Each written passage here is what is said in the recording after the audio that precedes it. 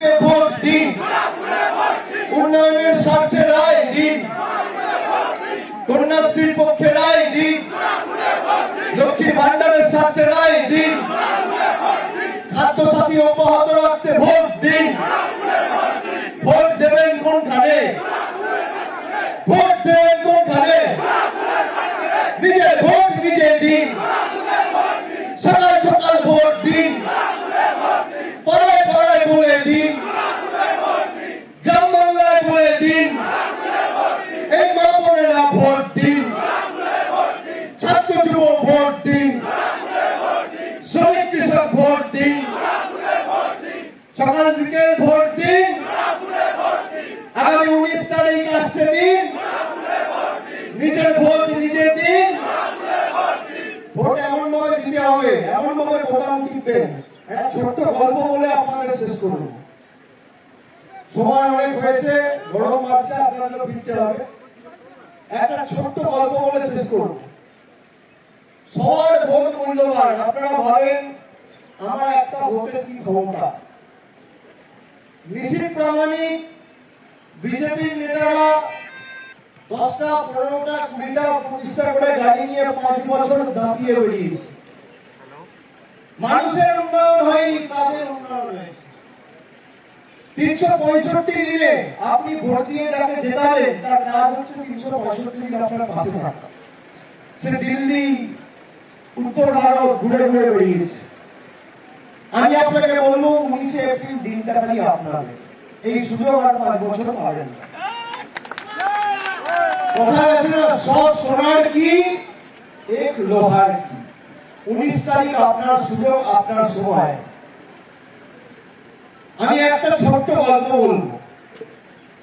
গণতন্ত্রে মানুষের কি ক্ষমতা মানুষ নিজে জানে না।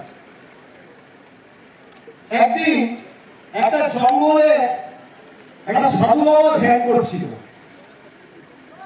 হঠাৎ ধ্যান করতে করতে, এবং 24 ঘন্টার মধ্যে সে অধিকাংশ সময় একটা ধ্যান করেই কাটাবে। 24 ঘন্টার মধ্যে 20 ঘন্টা 21 ঘন্টা ধ্যান করতে।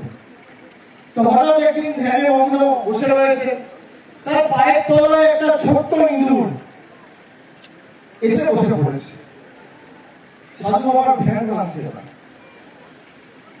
8 ঘন্টা 10 ঘন্টা 12 ঘন্টা পেরিয়ে যাওয়ার পর হঠাৎ সাধু বাবা চোখ খুলে দেখছে পায়ের সামনে একটা লেংটি ইঁদুর বসে রয়েছে। ইঁদুরকে জিজ্ঞেস করলো, বলো তোমার কি চাই? বলতে, সাধু বাবা এই জঙ্গলে অনেক বিড়াল রয়েছে, আমাকে বিড়ালরা তাড়া করে বেড়াচ্ছে, আপনি আমাকে বিড়াল বানিয়ে দিন। তাহলে আর বিড়াল তাড়া করতে পারবে না। সাধু বাবা বললো, ঠিক আছে, তুমি এতক্ষণ ধরে অপেক্ষা করছো, যাও মন্ত্র পড়ে জল ছিটিয়ে লেংটি ইঁদুরকে বিড়াল করে দিল। ইঁদুর বিড়াল হয়ে গেল। 7 দিন পর আবার তিনি ধ্যানে বসেছেন, দেখছেন একটা বিড়াল পায়ের তলায় এসে বসে পড়েছে। তো সাধু বাবা জিজ্ঞেস করলো, এই তো তোমাকে ইঁদুর থেকে বিড়াল করলাম, আবার তুমি এসছো, আর কি চাই? আর কি চাই তোমার? বললো, না সাধু বাবা, আমি লক্ষ্য করেছি এই জঙ্গলে অনেক কুকুর আছে। এবার আপনি আমাকে বিড়াল করে দিয়েছেন, এবার এরা আমাকে তেড়ে তেড়ে বেড়াচ্ছে, তাহলে আপনি আমাকে এবার কুকুর করে দিন, তাহলে আর বিড়াল তারা করতে পারবে না। সাধু বাবা বললো, ঠিক আছে, যাও, তোমাকে বিড়াল থেকে কুকুর বললাম। আবার মন্ত্র পড়ে জল ছিটিয়ে জপ করে বিড়ালটাকে কুকুর করে দিল। 7 দিন 8 দিন 10 দিন 12 দিন 15 দিন পর আবার দেখছে কুকুরটা পায়ের তলায় বসে রয়েছে। সাধু বাবা হঠাৎ চোখ খুলে দেখছে আবার সেই কুকুরটা বসে রয়েছে। বলে, এই না 15 দিন পর তুমি বিড়াল ছিলে, তোমায় কুকুর করলাম, তুমি লেংটি ইঁদুর ছিলে, আর কি চাই? বলো, সাধু বাবা ভুল হয়ে গেছে। বলো, কেন? বলে, এই জঙ্গলে তো একটা বাঘ আছে, আমাকে এবার বাঘ তাড়া করছে, আপনি আমাকে বাঘ বানিয়ে দিন। সাধু বাবা ভেবে চিন্তে বললেন, ঠিক আছে, একবার বানিয়ে দেখি।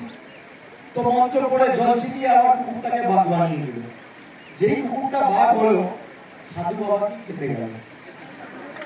সাধু বলল, তুই এত ক্ষমতা, এত উদ্ধত্ত, এত অহংকার, এত দম্ভ, তুই আমার পরে ছিলিস লেংটি ইঁদুর, সেখান থেকে বিড়াল হলি, বিড়াল থেকে কুকুর হলি, কুকুর থেকে বাঘ হলি, এবার আমায় খেতে এলি?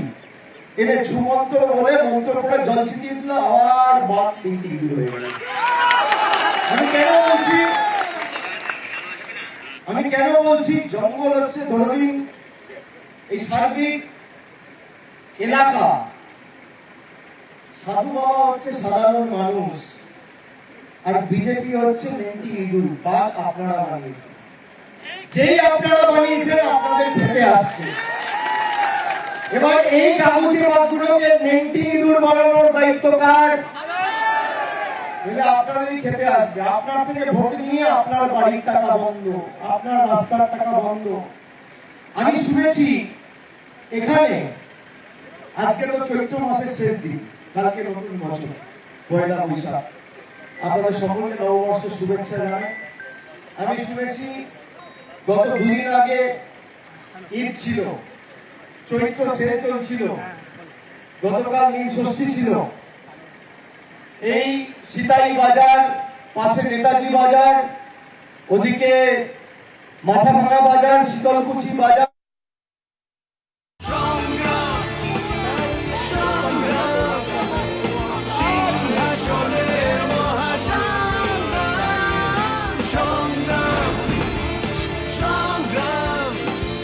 সিংহাসনের মহাসংগ্রাম।